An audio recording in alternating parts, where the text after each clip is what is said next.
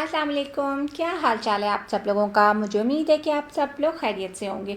तो जी आज मैं आई हुई हूँ दुबई मॉल और मैं यहाँ पे आई हुई हूँ अलबेक में। और अलबेक में मैंने अपना ऑर्डर जो है वो प्लेस करवा दिया हुआ है और मैं वेट कर रही हूँ अब अपना ऑर्डर जो है वो कलेक्ट करने के लिए। और जहाँ पे जो नंबर चल रहा है वो 732 है और मेरा जो नंबर है वो 754 है।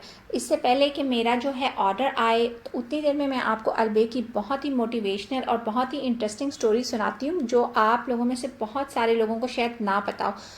आपको पता है कि अलबेक पे इतना रश क्यों होता है, उसकी क्या रीज़न है। तो जी मैं आपके साथ आज ये पूरी स्टोरी शेयर करती हूँ। अलबेक के जो ऑनर है उनका नाम शकूर अबू गजाली था, जिन्होंने जद्दा में अशरफिया के इलाके में 1974 में इसकी फर्स्ट ब्रांच ब्रोस के नाम से इन्होंने खोली थी।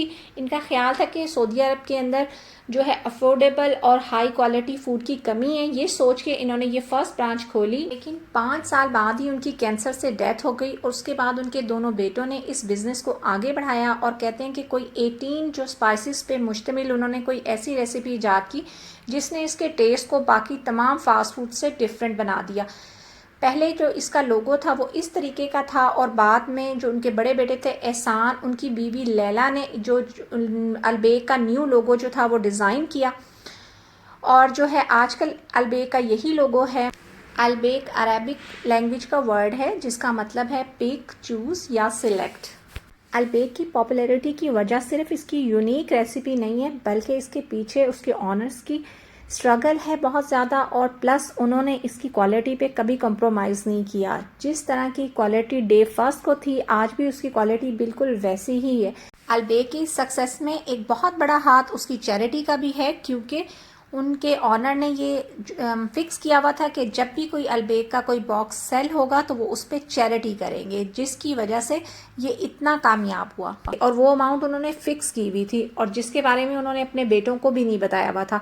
और जब उनकी डेथ हुई तो वो जितनी भी चैरिटेबल ऑर्गेनाइजेशन थी सबको ये फिक्र लाहक हो गई कि अब जो उनके बेटे पता नहीं चैरिटी में इतने पैसे देंगे भी या नहीं देंगे। लेकिन जब उन्होंने ये बात उनके बेटों को बताई तो उन्होंने कहा कि हम जो है अपने फादर के इस अच्छे काम को जारी रखेंगे, बल्कि जो वो पहले जितनी अमाउंट उन्होंने फ़िक्स की हुई थी उन्होंने उस अमाउंट को भी डबल कर दिया। चैरिटी की वजह से अल्लाह ने इनके रिस्क में इतनी बरकत डाल दी है कि आप अलबेक पे किसी भी टाइम चले जाएं आपको हमेशा इसी तरीके से रश मिलेगा।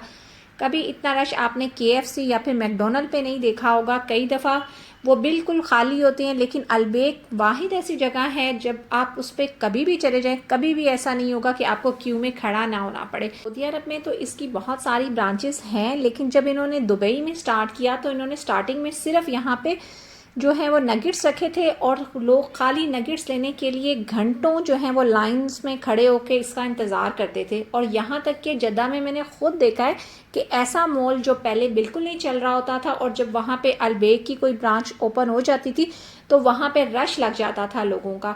बस अल्लाह ताला जिसको नवाजे उसके क्या कहने हैं। तो बस मुझे उम्मीद है कि मेरी जो ये वीडियो है ये आपके लिए काफ़ी इन्फॉर्मेटिव रही होगी और मेरा जो ऑर्डर है वो अब बिल्कुल जो है तैयार था और बस मैं अपने ऑर्डर को बस लेने के लिए जो हम उसके पास पहुंच गई हुई हूँ। ये देखें मेरा ऑर्डर तैयार हो गया। तो बस अब मैं लेती हूँ आपसे इजाज़त, मिलूँगी नेक्स्ट व्लॉग में। तब तक के लिए अल्लाह हाफिज़।